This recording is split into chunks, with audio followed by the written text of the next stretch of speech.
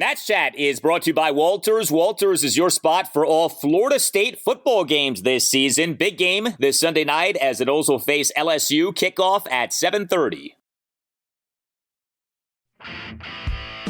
Here's the 2-1. Swinging a fly ball, right center field deep. Meneses chasing back toward the warning track, looking up, and it's off the wall. Heading home to score is Noisy. Machine headed toward the plate, and the throw-in is cut off, and it's a two-run double for Shea Langoliers. Off the very top of the right center field fence, giving Oakland a 5-3 lead here in the 10th. Ruiz standing by, 1-2 the count. Here's the pitch. Swinging a hard ground ball right side. It's through, a base hit into right field. Past the diving attempt of Allen, the shortstop on the right side. Cesar Hernandez will come in to score. 2 balls, 2 strikes. 2 on, 2 outs. Here it comes. Swinging a high fly ball, right center field deep. Pache going back to the warning track, at the wall, looking up, and it's gone! It's gone! And this game is over! The legend of Joey Meneses has another chapter. Nationals win their first walk-off of the season. It's 7-5 as they mob Meneses crossing home plate. His first career walk-off homer. A 3-run shot just over the wall in right center field. And the Nationals celebrate their first walk-off in 2022, courtesy of Joey Meneses. Wow!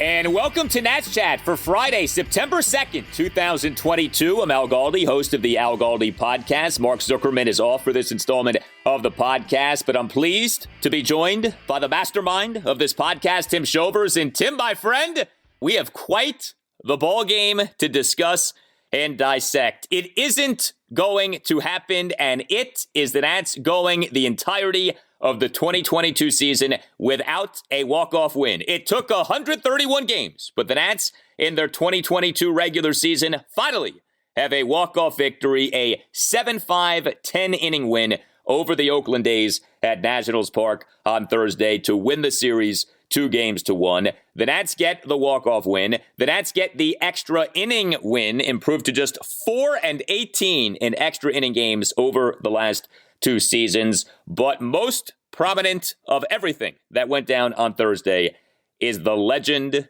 of Joey Meneses continuing to grow. The legend of our guy, Joey Fourbags, continuing to grow. The growth at this point is exponential. Joey Meneses on Thursday, 4 for 6 with a walk-off 3-run homer, an RBI single, and 2 other singles. Tim, this has gone from like a cute, fun little story to now something that everyone has got to take seriously. Joey Meneses is a force. Joey Fourbags is a force. Indeed, Al. Once Cavalli got hurt, it was like, okay, where are the September storylines for us to follow here? There are a few things, of course. But this Joey Meneses thing now, Joey Fourbags, I really want to see what the next month brings for his sample size, because his August numbers are pretty off the charts and jaw-dropping, and here we are on the first day of September, and he has 4 hits and a walk-off homer. And, obviously, of course, small sample size. Want to say that, underline it, bold it, italicize. But there's something going on here, and if he has another month like this, Joey Fourbags is going to be on the opening day roster in 2023. Oh, yeah. He might be your opening day number 2 batter, as he has become the every game 2 batter at this point with this team. It's funny that you bring up the Cade Cavalli thing, because this series against the A's started off in such a depressing way with that Cade Cavalli news of earlier this week. The Nats on Wednesday putting Cade Cavalli on the 15-day injured list with the right shoulder inflammation. They won't say that his season is done. I guess maybe it's possible that his season isn't done, but you do the math, it certainly seems very likely that his season is done. He was supposed to start the game on Thursday. The baseball gods work in mysterious ways, and in a game that, had you feeling down going into the game, again, Cade Cavalli isn't pitching. Let's be honest about this series. It's the 2 worst teams in the majors this season, the Nats and the A's. This game on Thursday, by the way, 4+ hours, okay? That's another conversation. But it's like, none of it matters. And all of it is just fine because of this Joey Meneses thing. This Nats season has been lacking, and not just positive storylines, but just also fun. Like, it has not been a fun season if you're a Nats fan. There have been so few fun moments. There have been so few fun games. There have been so few fun developments. this Joey Meneses thing is fun.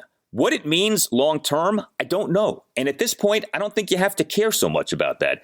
Just enjoy it. If you're a Nats fan, sit back, relax, and enjoy this. You've earned the right to just enjoy something. And I think that that's maybe the beauty of this as much as anything. It's just fun. It's such a welcome respite from everything else going on with the Nats right now. Absolutely. Fun is the perfect word to say it, because we've forgotten this year that baseball can be fun. It's been miserable the entire season, and it's just been one thing after another. And here's this Joey Meneses story, which is just incredible and keeps on going.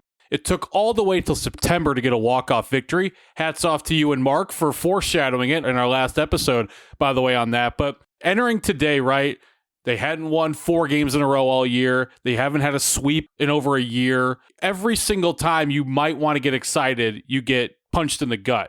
But today was just a fun win, a walk-off victory to start off a holiday weekend. And, you know, based upon what we saw on our Twitter account after the game, people were really excited. And I haven't seen that a lot. And it took really somehow to 131 games to do it. But it happened here finally. Yeah, speaking of Twitter, the Nationals' official Twitter account putting out a tweet after the game reading, and I quote, Joey Fourbags. Joey Fourbags is becoming a thing. Now, Kevin Franzen of Masson is taking credit for Joey Fourbags. So I don't know. We'll have to go to some sort of kangaroo court to determine who exactly gets the credit for the nickname Joey Fourbags. But whoever you want to give credit to, I know that Mark on this podcast said it. That's the first time that I heard it. Maybe Kevin said it as well at some point. I'm not saying that he's lying about that.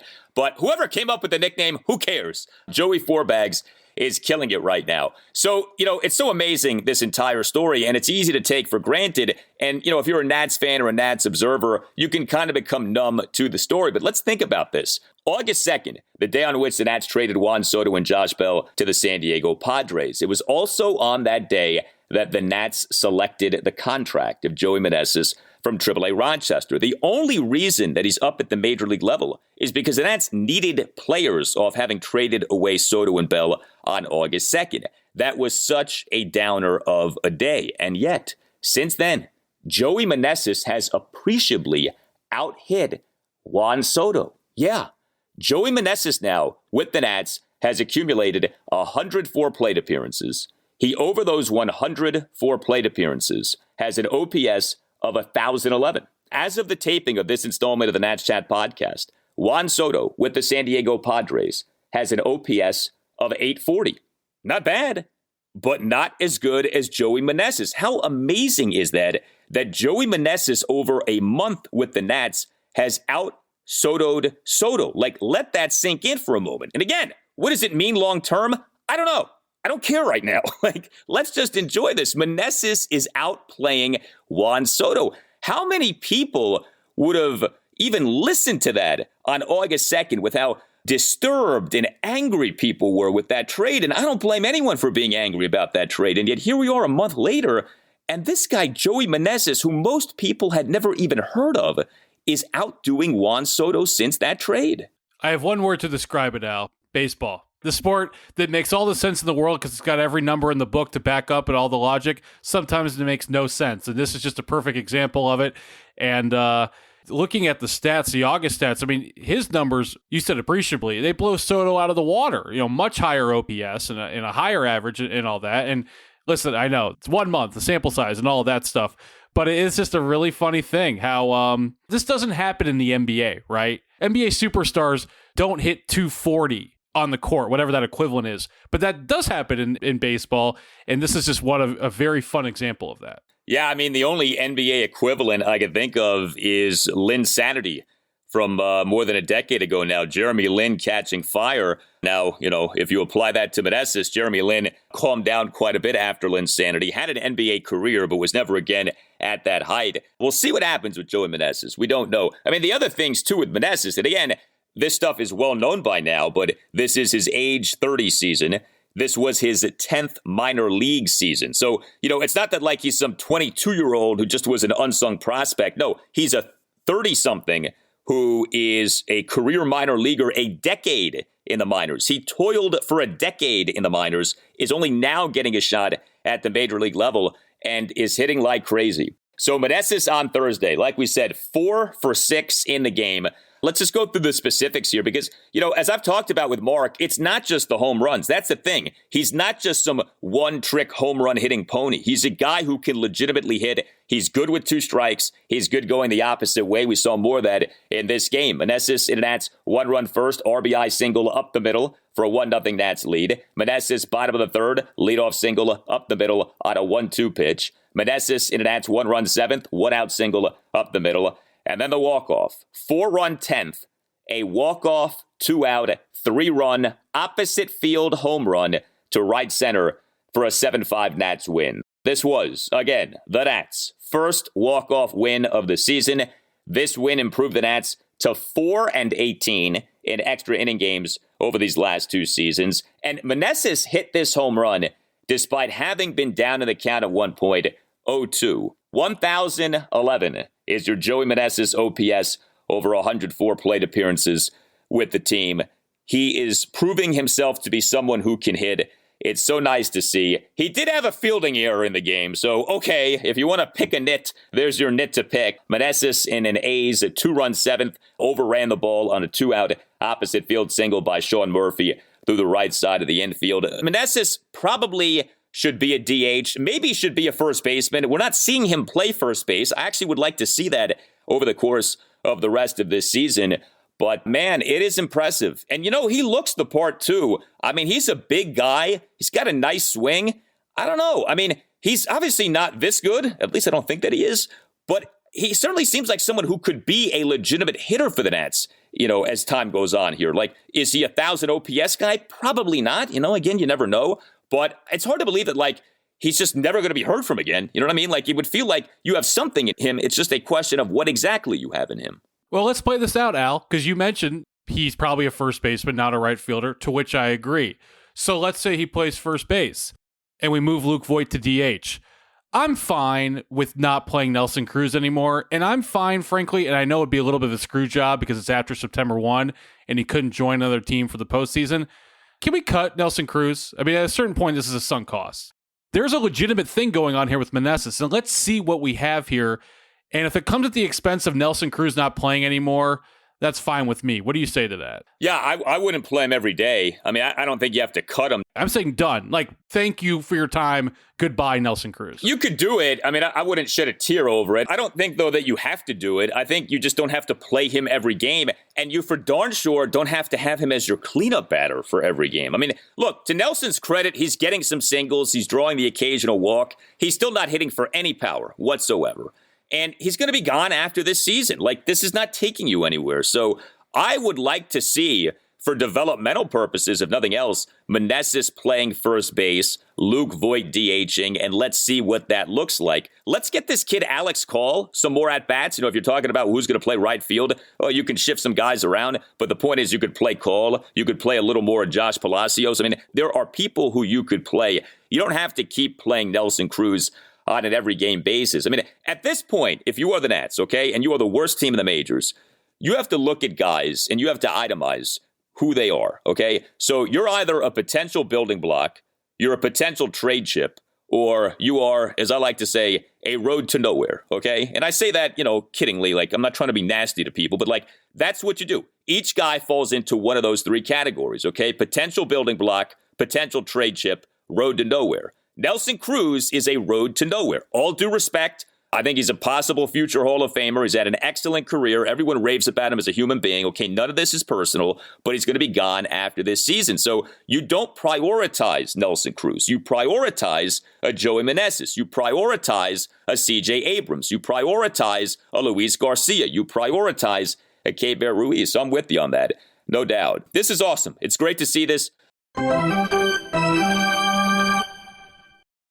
Are you a law firm partner looking for a better situation for your practice and a blockbuster contract worthy of Joey Fourbags Meneses? If so, you should call Mason Kalfas of Zenith Legal in Washington, D.C. He works with law firms and lawyers on finding the perfect match. No platoons, just superstars. Some lawyers switch firms because of conflicts. Some lawyers switch firms for a better platform for their practice. And some lawyers switch firms for more money. You need the Scott Boras of legal headhunters working for you, and that's Mason. Mason will work with you to find a better fit for your practice and ultimately the best deal for you and your entire team. Call him today at 202-486-3535 or check out his website, zenithlegal.com. This is an unprecedented time in the legal market, and many top firms are looking to expand. Call Mason today. Zenith Legal also works with associates and distinguishes itself on personal service. Zenith Legal doesn't just spam resumes out to law firms. Zenith Legal talks to the right people and gets your resume in front of the decision makers who matter. Whether you are a Rainmaker partner or a mid-level associate, give Mason Kalfas at Zenith Legal a call today to accelerate your career. Call today, 202-486-3535. First base side of the rubber, kicks in, delivers, swing, and a line drive, base hit, into left field. Rounding third, Hernandez coming home, he will score. The throw going towards second. Ildemaro Vargas does it again. Another clutch hit for the Nationals. He drives in his 13th run of the year, his 9th in 24 games as a National, and this game is all even here in the bottom of the 8th inning. If not for the heroics of Joey Meneses, we would be singing the praises loudly and proudly of some other Nats. And you know what? Let's go ahead and sing those praises, at least to some extent, right now. Ildemaro Vargas. I mean, speaking of heroes for the Nats out of nowhere over these last few weeks, Ildemaro Vargas, of course, weeks ago now supplanted Maikel Franco as the Nats every game third baseman. Well, Vargas on Thursday was the Nats starting shortstop as Abrams got a rare day off in terms of starting anyway. And Vargas on Thursday only went 1 for 5, but the one was a big RBI single. Vargas in a Nats 1-run eighth, a 2-out RBI single through the left side of the infield to tie the game at 3. And he had a steal of second base. This is another guy who goes back to early August when the Nats were at least trying to make trades. They only ended up making 2 trades, but the first of the 2 trades, August 1st, the Nats dealt their super utility man, Adrianza, to Atlanta. The Nats on August 1st selected a contract of Vargas from AAA Rochester. This is another guy who is an older player. He is not some, 20-something. This is Vargas's age 30 season. So think about that. Meneses and Vargas, each guy out of nowhere, each guy brought up from AAA Rochester, each guy age 30 season, and each guy producing in stunning fashion for the Nats. Vargas over 89 Major League plate appearances for the Nats, OPS of 836. And again, this is a guy known for his defense, not for his bat, and yet he continues to hit. He has had some big hits, and he had another big hit on Thursday. First off, a little bit of confusion that I would like to have cleared up by the Nationals Twitter account while we mention it. They tweeted out Vargy and then said he also goes by Sparky, and I heard Franzen call him Sparky, so I would love some clarification on what his nickname is as we move forward. But in addition to all the offense, Al, that you talk about, one thing I really like today is he played at shortstop as CJ Abrams had the day off until he pinch ran late in the game. He was a very capable backup shortstop. I mean, that's something you couldn't say a month ago or at any point in this season. As we talked about, if Meneses can be on the opening day roster in 2023, I don't think any of us want Ildemaro Vargas starting at third base next season on opening day, but as him as the backup shortstop and as the backup utility infielder, who we know maybe has a little bit of a bat as well, that to me is also another positive development. Yeah, I mean, you think about what third base could be for the Nats next season. We don't know what's going to be with Carter Kieboom. You cannot go into next year with Carter Kieboom as your number one option at third base. He can be a option, okay? I don't have a problem with that, but he can't be the option. So you have to say, all right, we need inventory at third base. We need options at third base. Vargas can be an option at third base. And to your point, he's got the defensive versatility. So at the very least, you can have him as your super utility man, not a starter, but someone who you can plug and play in a variety of positions. I would not have an issue with Vargas being on the team next season. Again, I don't think you view him as like some piece for the future, but that's okay. Not everyone has to be 22 right now. You're trying to accumulate guys who can play for you. And again, maybe Vargas isn't a potential building block, but he could be a potential trade chip. He could be someone who could be of service to a team next season. You were able to trade Adrianza this year. Why couldn't you trade Ildemaro Vargas next year if, in fact, he produces for you. So another big hit for Vargas on Thursday. How about Keibert Ruiz? He did not start on Thursday, day game after a night game, but Ruiz in that Nats 4-run 10th inning, a pinch, 1-out RBI single through the right side of the infield on a 1-2 pitch to cut the Nats deficit to 5-4. Another big hit in this game. Keibert Ruiz this season is 5 for 13 as a pinch hitter. He has not had a great offensive season. He's been okay, but, for catcher, you kind of judge offense a little bit differently. But as a pinch hitter, he's been quite good, 5 of 13 this season. Yeah, and the fact that when he, has these days off and he's as a pinch hitter, the fact he's a switch hitter is such another tool in his tool belt. That was a really nice at-bat that he had. I'm always impressed by guys that pinch hit in these long games. They've been sitting on the bench for 3 hours and 45 minutes, and then they come out and get a hit, and he was certainly an important part of the late innings. I do like seeing him. A lot of teams that their starting catcher isn't someone who's known for their bat at all, and a lot of managers don't really want to use them unless they have to as a pinch hitter. It's nice that Davey Martinez can trust his starting catcher to come off the bench on the off days.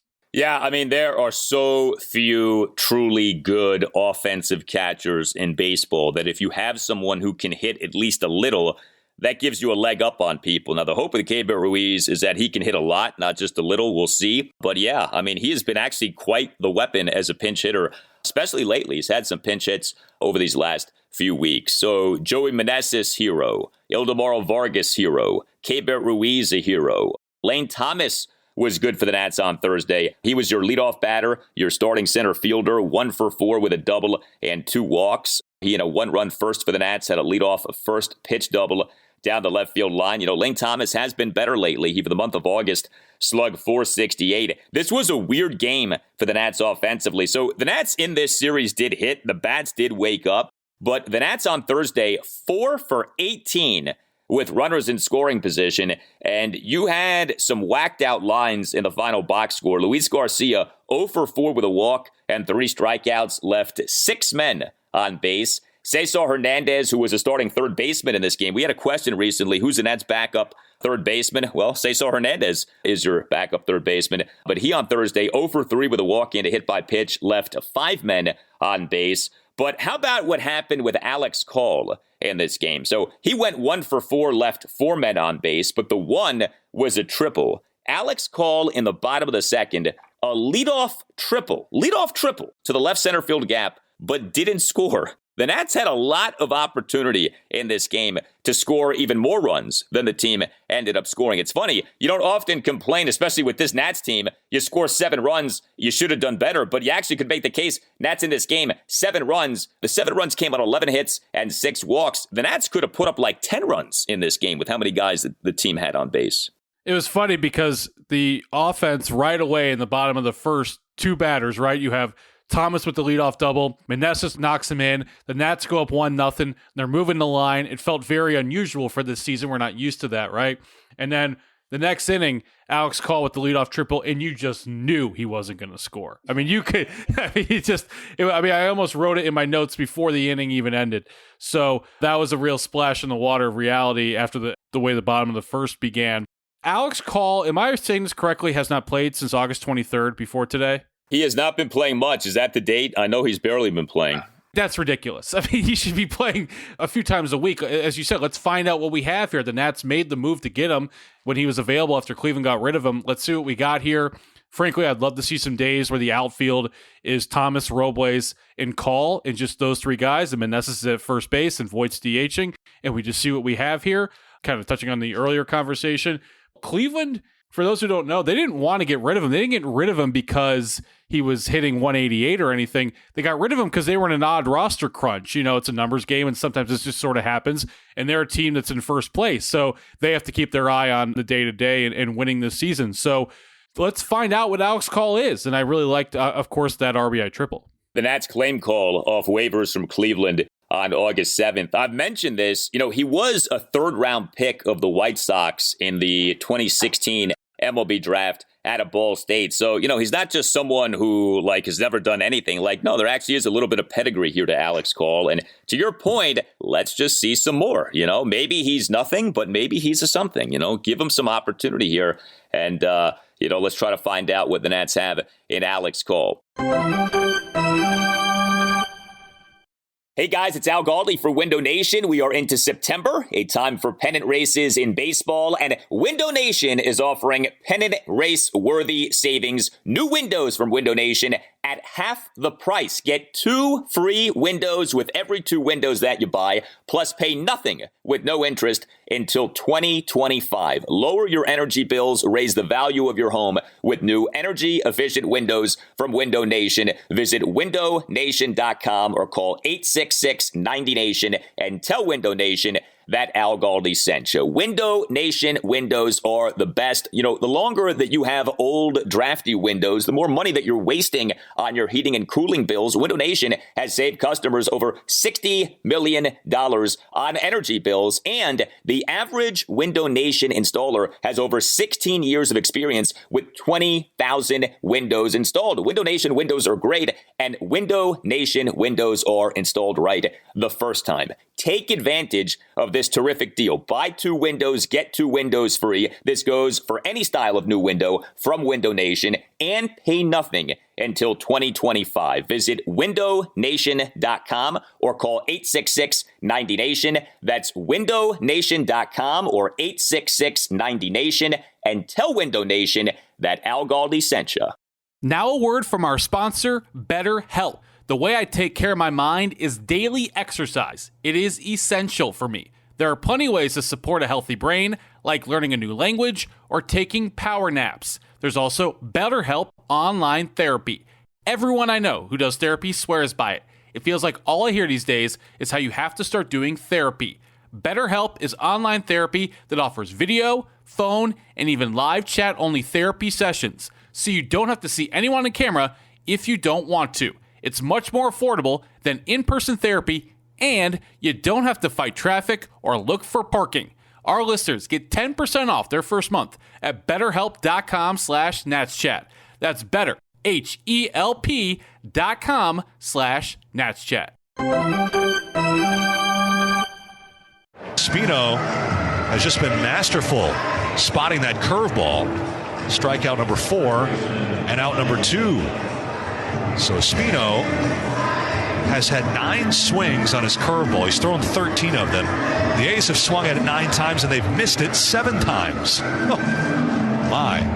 Well, I referenced Joey Meneses as our guy, Joey Fourbags. The original our guy on the Nats Chat podcast, of course, is the secret weapon, Paolo Espino. And there's something fitting, something poetic about it in this game that was like the ultimate crowning of Joey Meneses, at least so far. We also had Paolo Espino shining. Paolo Espino was good, really good for the Nats in this game. Again, Cade Cavalli was supposed to be the Nats starting pitcher. We thought up until a day or two ago that Corey Abbott would be the Nats starting pitcher for this game. No, Paolo Espino ended up being the starting pitcher for this game. It's like typical, right? Paolo Espino, afterthought, like who, what, Paolo, yeah, that guy. He ends up starting, and he does a really nice job. 1 run in 5 innings, 6 strikeouts versus no walks. How do you like that strikeout to walk ratio? 6 strikeouts, no walks. Paolo only gave up 5 hits, a homer, and 4 singles. He threw a lot of strikes, 66 pitches, 43 strikes versus 23 balls. The only big mistake by Paolo in this game was him giving up a leadoff homer to Shea Langeliers to left field on a 1-2 pitch in the top of the 5th to tie the game at 1. A lot of big hits in this game on 1-2 pitches. But, with Paolo, it's funny because he has not been as good as a starter as he was as a reliever. But there have been some starts in which he has looked like he did as a reliever, i.e., throwing a lot of strikes, registering some strikeouts, not issuing many, if any, walks. And that's how he looked on Thursday. Now, the A's are a really bad hitting team, although ask Eric Fetty, the A's are not automatic outs, apparently. But Paolo looked good, did a good job against a bad lineup. Your updated Paolo numbers for the season, 35 games, 15 starts, 96 total innings at ERA of 4.22. He's not supposed to be a starter for the Nats. He keeps those starting games for the Nats, and he did a good job on Thursday. Yeah, he looked really good, I thought. Other than the home run he gave up, I thought that his off-speed stuff was working well, especially with 2 strikes. He was able to get those 6 strikeouts. I was really surprised that he was pulled after 5 innings, only at 66 pitches. I was looking at his recent pitch counts. There was one game he did go over 100, a lot of games in the high 80s. There were a few games in the low 70s. He had faced Kemp, so he had just faced the leadoff hitter for a third time, and I'm guessing that Davey didn't want him to go through the heart of the Oakland lineup for a third time. To me, I would have liked to see him come out and pitch the 6th inning, especially since there's no off day coming up, so maybe you can give the bullpen a little bit of extra help there. In the end, they won. It all worked out, though the 6th inning was a bit of an adventure for Victor Arano. But I really like what I saw from Paolo today, and he's got some really tough matchups the rest of the way with the NL East and St. Louis. So this might be our last good Paolo start for a little bit. I hope I'm wrong, but I sure did enjoy it today. Yeah, I mean, I have to admit, I was okay with Davey pulling Paolo because I think with Paolo, there's a feeling of get out while the getting's good. You don't want to push him too much, that there is sort of a limitation on how deep into a game you're going to get good Paolo. So I can't say that I was that displeased with the decision, but it didn't work out. The Nats bullpen was not particularly good in this game. Davey ended up using 6 relievers in the game. They combined to allow 4 runs, 3 earned in 5 innings. And even that doesn't accurately portray what the bullpen was in this game. The damage off the pen could have been a lot worse. You mentioned Victor Arano. He did toss a scoreless top of the 6th, but he tossed that scoreless top of the 6th despite issuing a hit by pitch and a walk and giving up a single. He loaded the bases with 1 out. He did, though, then induce a 5-4-3 double play for the 2nd and 3rd outs. Then came the Jake McGee show. He got charged with 2 runs and got just 2 outs. He, in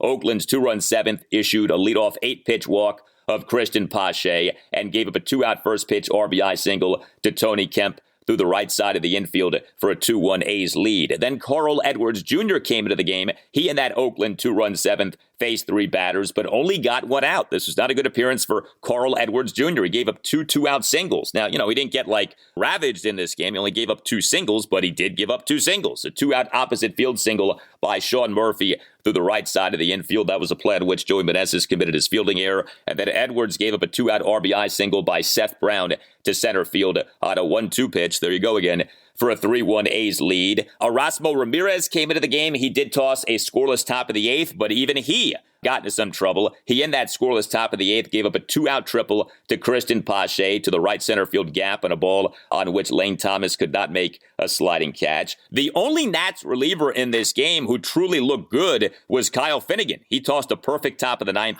to preserve a 3-all tie. That was a great job by Finnegan. And then came Hunter Harvey in the top of the 10th. He allowed 2 runs, one of which was earned. Did retire the first 2 batters he faced, but issued a 2-out 9-pitch walk. And then Harvey gave up a 2-out 2-run double to Shea Langoliers off the right center field scoreboard for a 5-3 A's lead. And then Harvey issued another walk, a 2-out 6-pitch walk of Christian Pache. So a lot of base runners off Nats relievers in this game. And, this was a game in which the offense really did win the game. I mean, credit to Paolo. He did a good job. But the offense won this game. Most of the Nats' recent wins, to whatever extent we've had recent wins for the Nats, have come in large part due to pitching and defense and just the offense doing just enough to win. In this game, the offense did struggle with runners in scoring position, but the offense, for the most part, led the way in this victory. Talk about the bullpen. Christian Pache reached base all 3 times he was up to bat. 2 walks and a triple. Christian Pache, for those who remember him with Atlanta, he cannot hit. He is well below the Mendoza line. So when McGee walked him, that was really disappointing. And then, triples happen, whatever. But you should not be allowing Christian Pache to reach base 3 times. But yeah, the bullpen didn't pitch well against a very weak Oakland lineup. But I'm not going to beat him up because the bullpen has been the best part of the team this season. And as you said, Finnegan was fantastic in the ninth. I thought that was one of his best innings of the season. And, the Nats came in with a head of steam into the bottom of the 9th. But they had a tough task today. They had to throw 5 frames, and Joey Fourbags rescued them in the end. He did. He absolutely did. A few other things here with the Nats. Believe it or not, we, prior to the game, got a Stephen Strasburg update. Stephen Strasburg is a pitcher for the Nats. They took him with a number 1 overall pick in 2009. He actually was the MVP of the World Series in 2019, in case you're unfamiliar with Stephen Strasburg. If you're unfamiliar with him, you are forgiven because you never hear about the guy anymore, okay? He's basically disappeared. Nobody talks about him. Nobody brings it up. This guy is a mega money pitcher, one of the most important players in the history of the franchise, and he's like disappeared. You know, his future, how he's doing, he's made 1 major league start this season. You hear nothing about his situation. Well, Davey Martinez, during his pregame press conference on Thursday, did give us an update, kind of, sort of, on Stephen Strasburg. So, of course, he is coming off the thoracic outlet syndrome surgery of last year, came back this year, made the 1 start, has been out with injury since then. Davey said that Strasburg is still essentially not doing much of anything. Quote, he actually is feeling better, though, but he's just doing strengthening stuff. But he said he feels a little bit better. So for us, that's a step in the right direction, but there's nothing new. He's not going to throw anytime soon, end quote. Now, what was so funny about all of this is that Davey, as was the case with Cade Cavalli on Tuesday, would not say that Strasburg is done for the season. I don't know if this was like an organizational edict that was given by Mike Rizzo that you can't say that anyone is done for the season, but Davey wouldn't say that Strasburg is done for the season, even though it's been pretty obvious to like everyone that Strasburg is in fact done for the season. But it was nice just to get some kind of an update on this guy. He's become like Bigfoot, you know, like you've heard the name, but you've never actually seen the actual entity. You know, it's kind of like, geez, can we hear something on him? So I was glad we heard something on him. But yeah, I mean, in my mind anyway, he's done for the season. He's been done for the season for a while. And I think that this is going to be a really big thing moving forward. What happens with him? What happens with that contract? I think new ownership could have something to say about everything. But yeah, we got a Stephen Strasburg update on Thursday. Yeah, I laughed when I saw the update for all the reasons that you mentioned. And it's, you know, he is the most expensive player on the roster, and he's supposed to be, in theory, their ace. So yeah, he's so important to the team, and we never hear about him. We never talk about him anymore.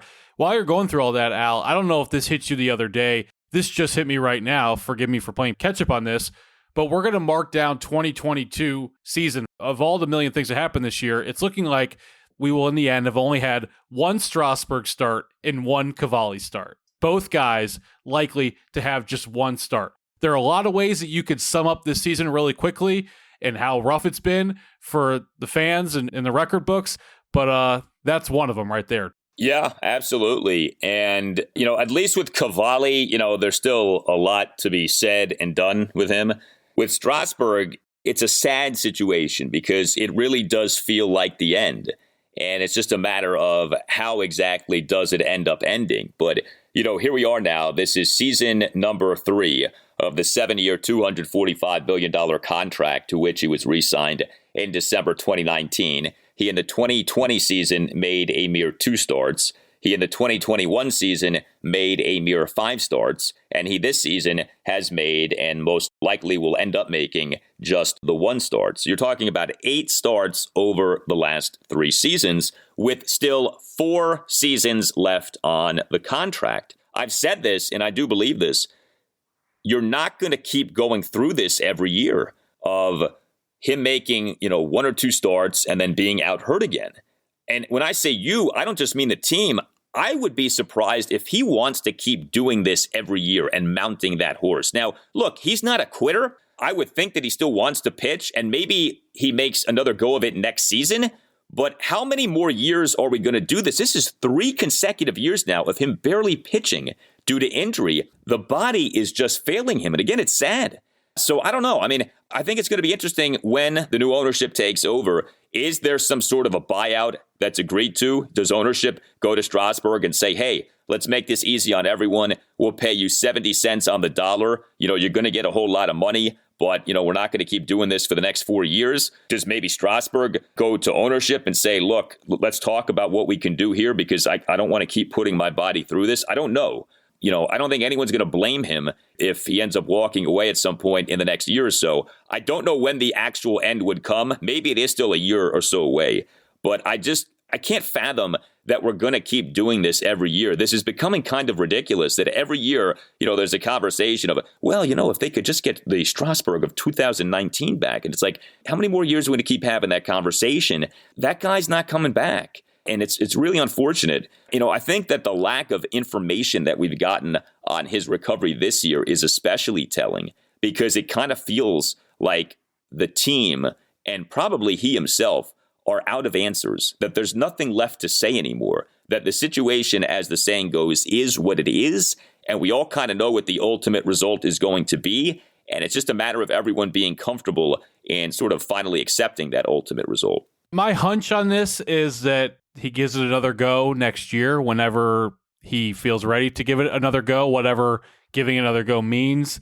And if that ends in similar fashion to how this year ended, then my guess is we'll start getting lawyers involved in having those conversations that you talked about with buyouts or things like that. I'm on a similar train of thought with you. I wonder, too, if maybe the way to do this with this next try, assuming there is a next try, is bullpen. And you stop trying to have him be a starter because, again, the body is pretty clearly communicating that it's not up to the task of being a starting pitcher. And maybe the way to do this is just to go an inning or so at a time. It's kind of funny.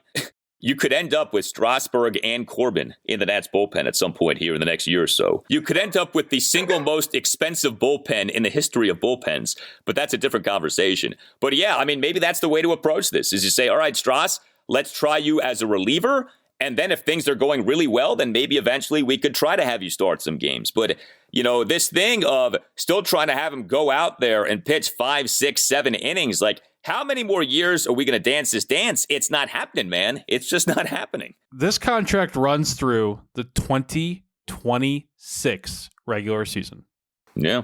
2026. Look, a lot of us, myself included, were okay with that contract when it was given. It clearly was a mistake. And looking back on it, the red flags were everywhere. In his 30s, injury history, but everyone was coming off the emotional high. Nobody wanted to say, well, you can't lose Rendon and Strasburg. You got to keep one of them. And I think a lot of people said, well, keep Strasburg, because he had a very good 2019 season. He had actually demonstrated a durability that season. He obviously was sensational that postseason. You said, all right, give him the money. Let's see what happens. And the contract just has been one of the biggest contract fails in sports history. You have to say that. $245 million. Again, you've got a total of 8 starts over the last 3 seasons. It's not his fault, okay? It's not, he's not soft. None of this is his fault, but it just has not worked out. Well, you tell us what you think. Hit us up on Twitter at Nats_chat. You can email the podcast, natschatpodcast@gmail.com. Share with us your Joey Meneses thoughts, your Joey Meneses insights, again, in a season in which there hasn't been a lot of fun things to sink your teeth into. This Meneses thing is fun. He's doing an outstanding job, and it was great to see him do as he did on Thursday. You can find the Nats Chat Podcast on Instagram at Nats Chat Podcast is our Instagram handle. If you're listening to this podcast on Apple Podcasts or on Spotify, please give the podcast a 5-star rating. If you haven't yet done that, the 5-star ratings are very much appreciated. All Nats radio highlights on Nats Chat are courtesy of 106.7 The Fan. Mark Zuckerman will be back with me on the next installment of the Nats Chat Podcast. Until then, for Tim Shovers, I'm Al Galdi, and we thank you for listening to the Nats Chat Podcast. Here's the set in the pitch. Swinging a ground ball toward the middle and on through a base hit into center field. Rounding third is Thomas, being waved home. Up with the ball is the center fielder Stevenson. He'll lob it in towards second base. Thomas has scored on a single up the middle for Joey Meneses, driving in his 12th big league run, and continues to pile up hit after hit.